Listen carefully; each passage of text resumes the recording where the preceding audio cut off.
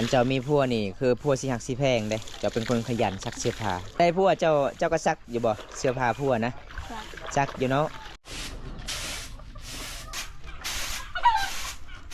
อันนี้คือบรรยากาศยามตอนบ่ายๆจะฮดบ้าบุตาบ่ปีใหม่บ่ฮดบ่ฮดตอนนี้เลยเอาเลยตอนนี้เราให้ฮดแล้วตอนนี้เลย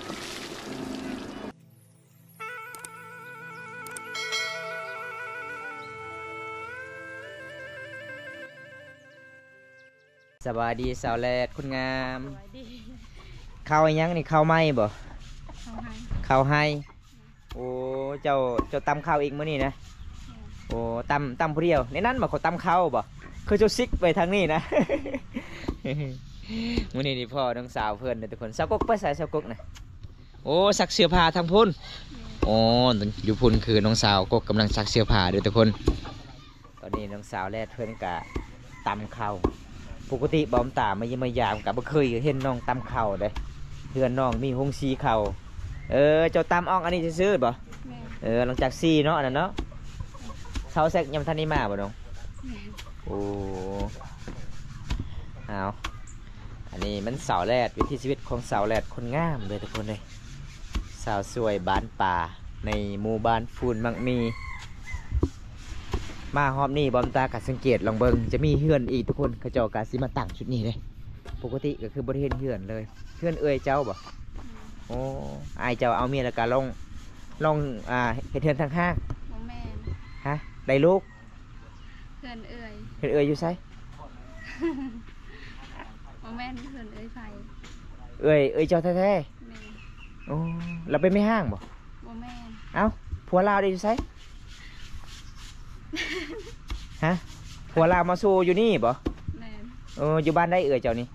อยู่บ้านทางนะอันนี้คือแสดงว่าอายเคยเจ้านี่มาสู้เจ้าโอ้ทุกคนก็เลยเขาเจ้าก็เฮ็ดเฮือนอยู่นี่พี่น้องเอ้ยขอยเลยคิดว่าไพ่เจ้าได้อายเจ้าได้เมียแล้วลงปะมันบ่แม่นเนาะ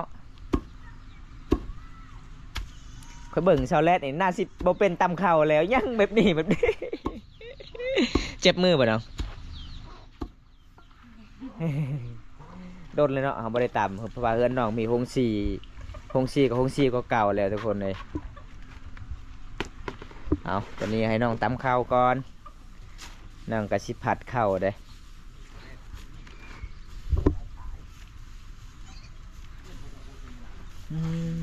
ข้าวบ่มีฮอตแมทเลยทุกคนชนลายมีแต่กาบอย่างเดียวได้หลายเลย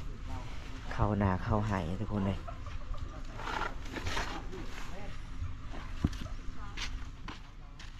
ผัดเป็นอยู่บ่จะผัดนะโอ้เก่งเด้อทุกคนสาวแรดคนงามเก่งคือผัดข้าวเด้อเอาเฮ็ดปกติบอมตาไม่ยังไม่ย่างกับบ่เคยเห็นน้องเลยผัดข้าวเมื่อนี้ก็คือบังเอิญที่พอน้องตำข้าวผัดข้าวดำรงชีวิตเลยทุกคนแสดงว่ากาบมันตกมันเนาะอันนี้เนาะมีตีเม็ดอย่างเดียวทุกคน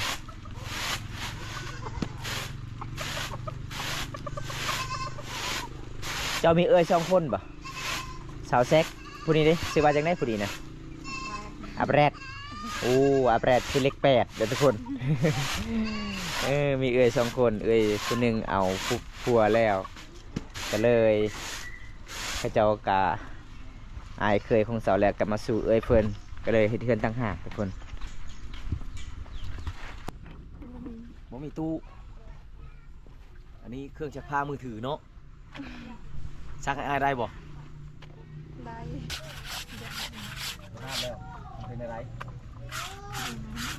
บ่ภาพบ่น้ำบ่หลักเนาะแบบนี้เนาะข้าวเป็นต้มน้ำไหลกันแต่อาบนี่มันเจ้านี่แสดงว่าอาบน้ำห้วยนี่เวลาผู้บ่าวมาชวนไปอาบน้ำไป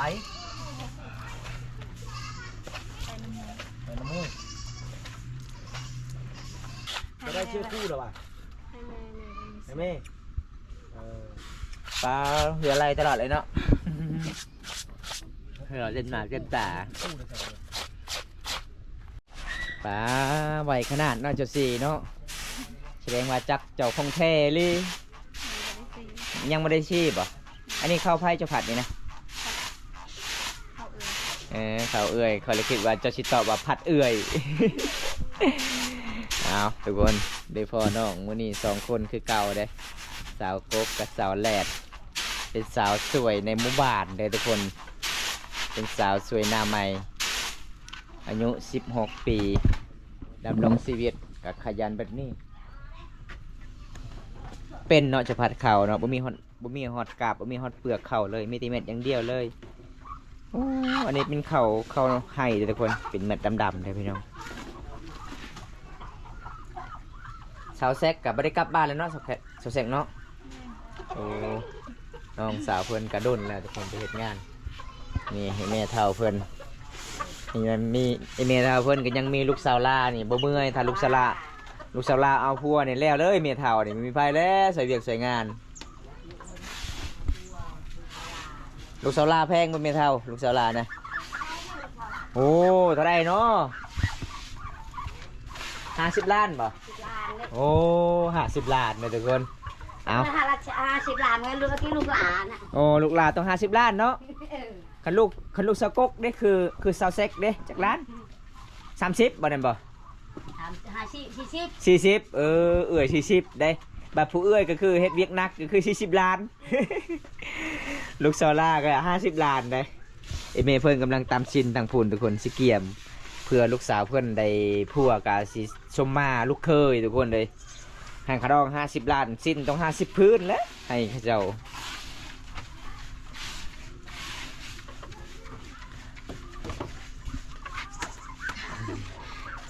เอา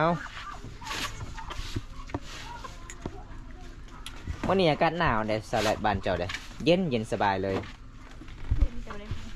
บ่ได้ฝนตกมันก็ห้องคือเก่าเนาะ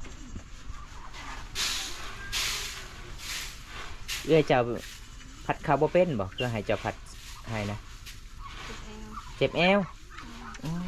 เราไปเฮ็ดยังเราซักข้าวให้บ่เจ็บแอวนะเป็นยังเราบ่สบายเลยเพิ่นบ่สบายเจ็บแอวหรือผัดข้าวบ่ได้ให้น้องสาวล่าผัดซอยทุกคนแต่สาวแรดนี่ใจดีเด้อเพิ่นก็ยังผัดคือเก่า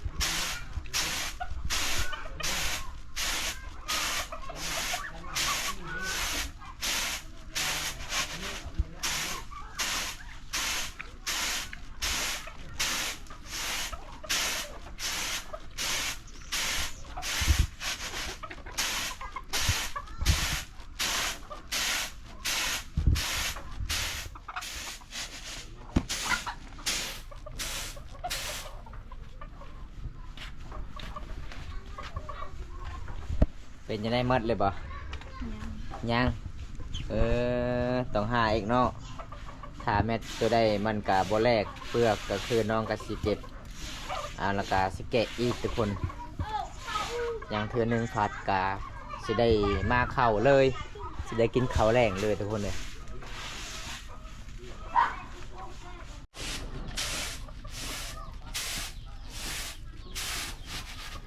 อันนี้เป็นหอบที่2ทุกคนน้องพัดเด้เพราะว่าหอบที่1ก็คือพัดเบิดทุกคนแล้วก็พัดสำเร็จแล้วน้องก็มาเลือกต่ออันนี้ก็คือสิได้กินแล้วเด้อทุกคนเลยแจ้งเนาะตา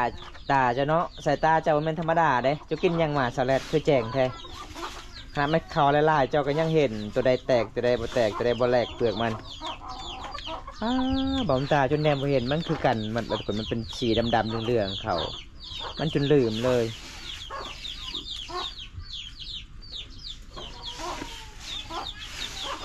อันนี้เฮาพัดได้ซ้ำนี่เฮาเฮ็ดกินได้จักมื้อเนาะซ้ำนี่ฮะบ่ฮู้บ่มื้อนึงมีจักโลเฮากินนะมื้อนึงกับบ่ฮู้อีกแสดงว่ามื้อนึงสอบนึงเนาะ เอาทุกคนเลยคาบแรงกับโลนึงคาบเศร้ากับโลนึงมันเป็นอินตามกับคนลายกับบอลายในครอบครัวทุกคนปลาขยันเลยทุกคนเลยสาวแหลดคนงามเลยอายุเพียงแต่16 ปีเป็นสาวขยันในหมู่บ้านเลย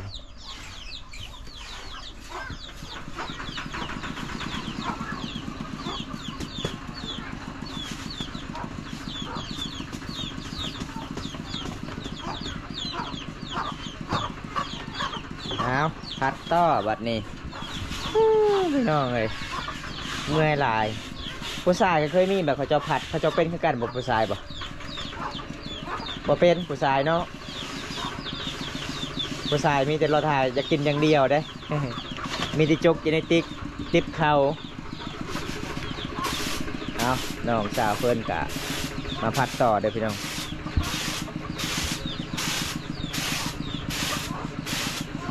เบิ่งวิธีชีวิตน้องๆกับเมื่อหลายทุกคนน้องสาวกกกับซักเสื้อผ้ากับบุมีจักรส่วนหลายมันจะดำรงชีวิตกับซักด้วยมือแบบนี้เราทุกคนแต่ละมือแต่ละบ้านการใช้ชีวิตตามบ้านนอกบ้านนาบ้านเฮามันบ่มีรูลาคือในตัวเมืองใหญ่ๆบ้านเฮากับซาบ้านเฮาดำรงชีวิตทุกคน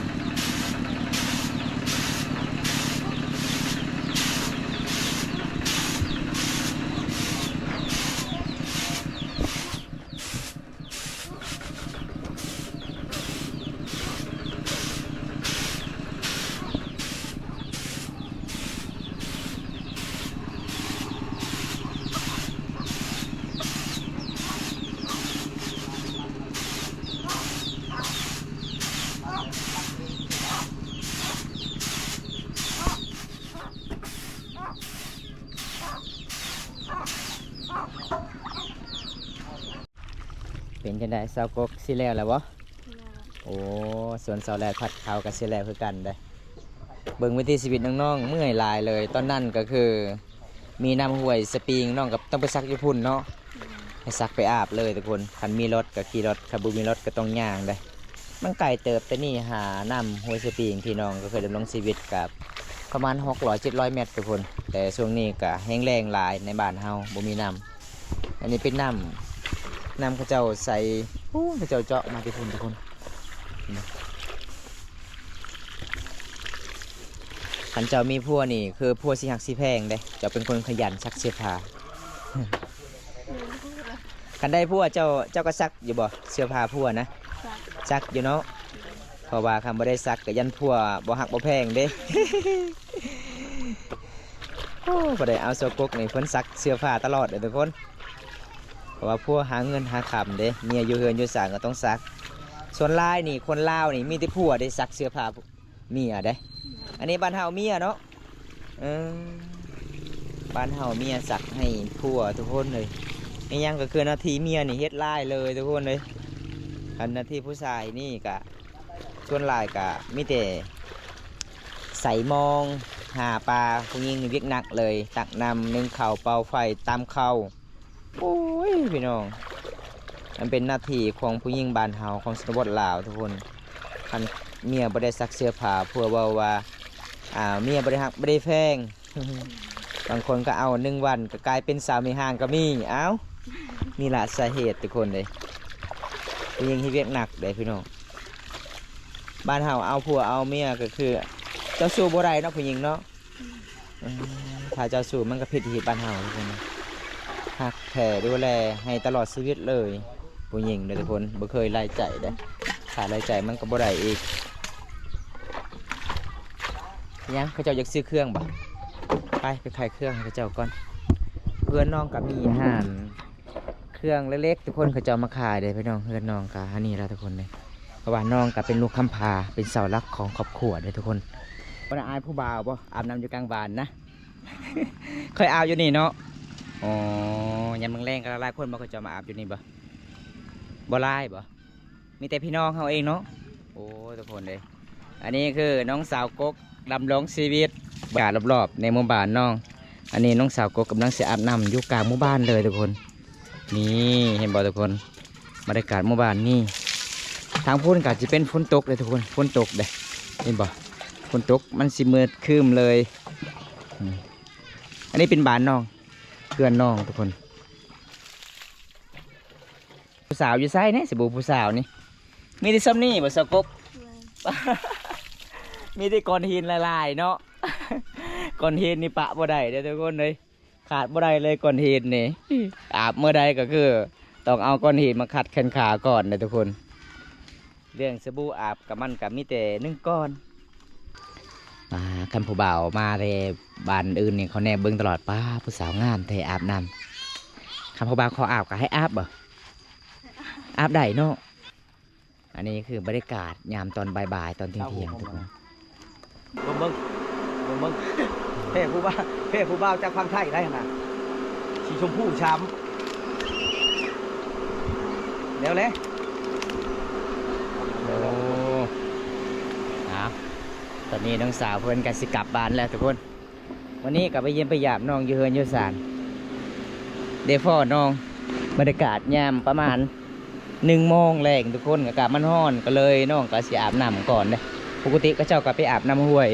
เดี๋ยวมื้อนี้ก็คือบำตากาโดนๆแล้วบ่ได้ไปเยี่ยมไปยามน้องมื้อนี้ก็ไปเยี่ยมไปยามน้องคือเก่าทุกคนเลยบังเอิญที่พ่อน้องอยู่เฮือนอยู่ศาลคือเก่าหลายๆคนก็รอท่าสิซักเข้าวให้เพราะว่าฝนก็บ่ได้ตกบางคนก็สิรอท่าสิดำนาสิไถนาก็บ่ได้ทุกคนช่วงนี้อากาศมันแห้งแล้งหลายในบ้านเฮามื้อนี้ที่พ่อน้องสาวกกกะเสาแลดก็ผมตาก็ดีใจหลายพี่น้องน้องๆก็บ่ได้ขี้คุยให้มีที่ชีวิตน้องก็ลำบากทุกคนดำรงชีวิตคนสู้ชีวิตของชุมเผ่ารุ่งมังกรได้บำตาก็สิปิดคลิปไว้ช่วงนี้ก่อนทุกคนเลยถ้าบ่ได้รับชมคลิปนี้แล้วก็ฝากกดไลค์กดแชร์กดติดตามฝากเป็นกำลังใจบอมตาให้คลิปต่อไปพี่น้องคลิปหน้าพบกันใหม่ขอกล่าวคำว่าสบายดีเด้อทุกคนไปกันเด้อทุกคนบ๊ายบาย